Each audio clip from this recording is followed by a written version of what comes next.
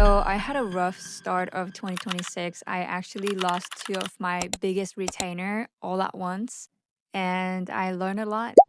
Oh my god. Welcome to Behind the Levolution. This is where I'm going to yap with you guys and share a real story behind the Levolution marketing agency. And I do not have a script for this video. I kind of have a bullet point of topics that I wanted to talk about. And I actually saw this type of video. I will put her channel right here. She's one of the person that I look up to, and I learn a lot from her coming up to this point of my journey. So I hope you like this series. What I really like about this format is that I feel like I get to connect with you guys more deeper level, and I get to show you guys the real me, who I am behind the screen without any script. And it's very uncomfortable for me because Japanese is my first language and English is I'm not a native English speaker, as you can see, as you can tell, but I really wanted to put myself into uncomfortable situation, uncomfortable, like let myself try out for uncomfortable things so that I get to learn and I get to grow. And this is actually one of the things that I wanted to improve this year, to actually talk to the camera without script. Or, whenever I'm talking with potential clients, sometimes I stumble on my words because I'm not used to this type of video now these days. I used to do a YouTube video constantly and I was better talker, so I really want to go back to that version of myself. So anyways, why I lost them. It wasn't a very negative reason. One of the client, the company wasn't doing well. They just wanted to minimize the expense, which I kind of felt disappointed in myself because I couldn't help them generate more income for the company. So that's something that I can improve from now on. And the other one is actually I terminated the contract with them because of all the reasons I'm going to tell you guys. But both of them loved my work, how I worked with them. So that's good. But if they didn't like my work and how I worked with them, that's gonna be a whole another thing that I had to fix, but I'm glad that it wasn't the case. The client who wanted to minimize the expense, that's not my call, like that's not my decision. So it's something that I couldn't do anything about it. So I had to just accept it, and I totally understand the decision. If I were them, I would do the same thing. But the other one, why I terminated, and I really didn't want it to terminate the contract that we had. It was an amazing deal and I really wanted to learn from them. But so here's the thing. Here's a story behind the toughest decision that I've ever made. So the first month of the work, it was pretty good. I was enjoying it. I was enjoying their team. People were really nice and they were very friendly. We got closer so quickly because we were, I don't know, we were just vibing together. And then, first of all, the first month of the payment, it was kind of late, like 1 or 2 days. But I was like, nah, it's okay. Like, it's just a 1 or 2 days, and this is the first month of working together. So I was like, oh yeah, that's okay. Like as long as you pay the fee until this day, I'll be fine. But on agreement, it says on the first. But that's something that that was already a red flag, and I should have not said, oh, that's okay, or like be okay with it. And then for the second month of working together, um, they didn't make the payment on time, and I sent her reminder. Of course, I will that's part of my jobs to kind of like check in and like, "Hey, what's going on?"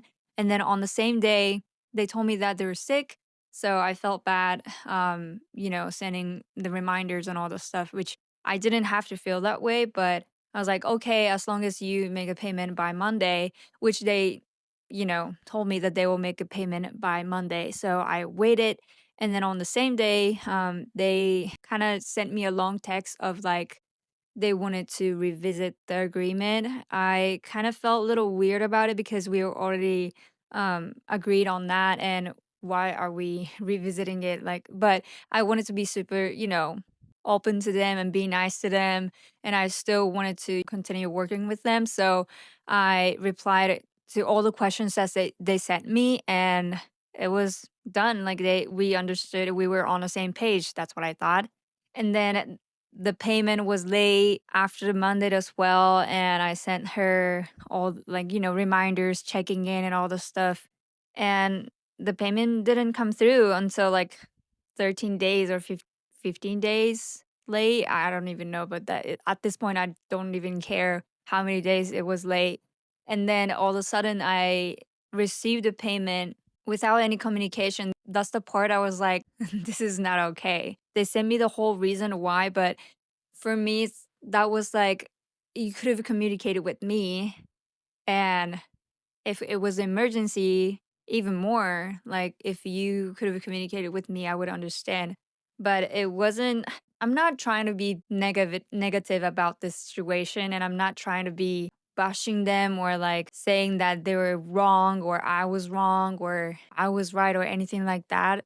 But I feel like it was also my fault that I made that line blur on the first month of like, by saying it, that's okay, made this happen also. So that was something that I learned from this experience. Also, when they suddenly made the payment, they also said that they were receiving all the messages and emails while they were gone, and they thought that I really need that money. That's the word that they said. Which first I felt bad that they had this emergency situation, but at the same time, saying that makes it even worse of like, okay, you thought that I was sending all those reminders and emails because I needed the money, but it's literally on the contract, it's literally on the agreement, and it's my job to set everyone on the track and send them reminders and all this stuff. And I also told them like, "Hey, I can do the work from here, but I want you guys to know that it might delay the delivery, the last delivery of the content, because now that we have less days of for me to work on the content and think about the ideas and all the kind of stuff." And then so after I said that, they told me, I don't care about the delay. All I care is about the content. After that comment, I was like, at this point, I don't see any respect for my work and for my schedule, content schedules, because we actually have a content schedule, content creation schedule, and we were already agreed on that. The first week is the payment, and second week is content creation. Third week is the revision and reviewing and revision. The last week is the delivery. The fact that they said, I don't care about the delay, I don't care about your schedules, it just I was like, okay, I have to step away from this, because if I keep working with this type of company, they will think that it's okay to affect my schedule. They don't care about my schedule, first of all. So I had to politely email them, not showing any personal emotions or anything like that. I just wanted to walk away, because if I think about the future, if I said yes, if I kept my mouth shut and kept working, I'll be just stressed out. So there was no way I could stay in that situation. And now they still contact me, like they say, I'm sorry about what happened. It wasn't a good ending or something like that. But at this point, I'm like, I don't care, unfortunately, because I don't want to work with someone who doesn't appreciate the work that I do. And I always appreciate the work that they do to make this work. But I just, I had to work away to protect myself, protect my brand. And so from this experience, what I learned, definitely you should be strict about the payment and things that is on agreement. I was too nice, and being too nice is not, sometimes it's not a good thing. Of course you should have your personality, humanity. I hope that's correct. I want to be nice. Like, I am not the kind of person who just reject the people because of one action that I didn't like or anything like that. I want to be nice to people. I love people. I love connecting with the people. I love working with a new environment, new business, people from new industry, new business, all the stuff. Especially if money involves, it can become a big trouble really quickly. I didn't give them any penalty or anything like that, even though it was a termination of agreement, because I don't want that. I don't want that negative energy in my life. I don't want that and stressfulness in my life. So I just needed to walk away. Never work with someone who doesn't appreciate your work. Not that I'm saying they were fully disrespectful for the whole time. I'm not saying that. But it's just when you see people who literally don't care about your schedules, your time, and also they were sometimes late for things. Time is money and time is very valuable for me. And just saying that, hearing that they don't care about my time, I was like, okay, that's it. And also trust your gut. Not gonna lie, after the first month, I was feeling a little bit off about this deal, and I'm pretty sure it wasn't out of the blue.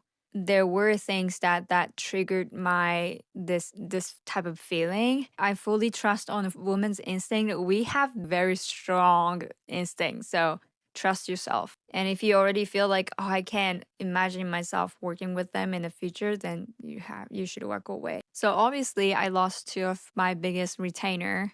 Financially, of course. I'm in Japan, I'm at home, I'm visiting my family, but that was stressful. So I reached out to someone who mentioned about potentially working with me in the past, and I actually closed the deal today. I got new retainer monthly content creation client, which I'm really excited for. I'm really really grateful about that. So I lost them kind of like end of January. First one was beginning of the January, and then the second one was end of the January. And so from there, for the whole like 5 days, 6 days, I was working nonstop, like waking up 7 a.m. until and then working until 2 a.m. And the first thing that I did was revisit my system to make sure it's updated and also find the points that I can improve and make it more easier to work, easier for my potential clients to work with me. And then a second thing that I did was renewing my brand portfolio because I made that one a year ago. And of course, I have more works that I've done with new clients, and I've had more, client results and also verticals that I can add into the portfolio. So I did that whole day on the third or fourth. And lastly, and this changed a lot for me in the working flow, I changed my way to work with AI. So I was heavily using AI last year, especially the like towards to the end of the year. It's very useful tool. It's very, when you're doing time consuming work, it'll help to minimize the time, but at the same time I recognize myself losing the power of like creativity or the way of thinking. And even scripting a long video for YouTube, I was using AI heavily, and that's something that I really didn't want to do it. Like I remember I was mentioning nobody wants to learn from the script that you create with the chat GPT. You can literally go into ChatGPT and you can ask by yourself. So when I think about what is the thing that makes me stand out in the crowd is actually talking about my real experience just like this. And experience is something that cannot replaced by AI because AI cannot experience things. They have knowledge, but they can't work with the real people and talk about their experience. So I stopped scripting with AI and ultimately just using AI in a better way. So for example, whenever I'm making like a B-roll shot with voiceover type of video, I will script by myself. I will actually spend a time, few hours to think about the hook, think about the storytelling, and think about the CTA, call to action. And then at the end, I will ask ChatGPT to kind of like, give me a feedback. What should I do? But I would not copy and paste the script to my planner.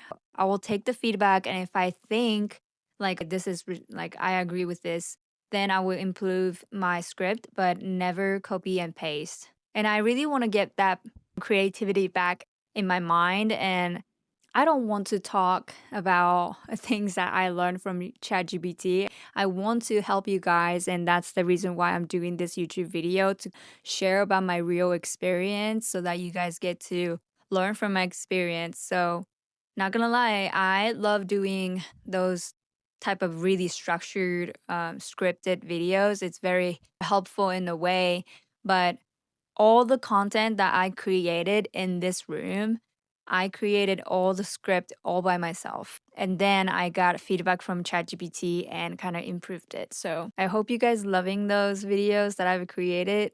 But anyways, I've been talking for so long.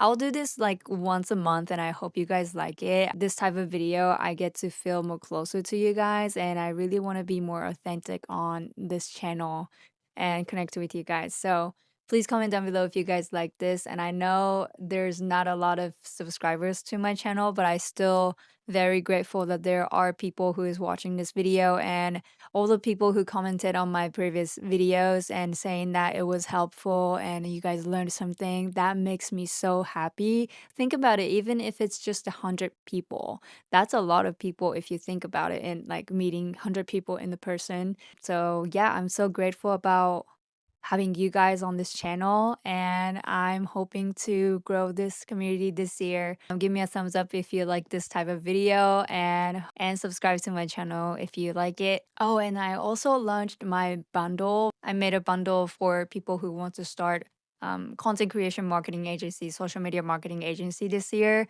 It's everything that you need to have in order to start your own content creation agency. So hope you guys check that out and let me know if you are using one of my templates and give me a feedback. I will love to help you guys. So, all right, keep doing what you love, and I will see you guys in my next one.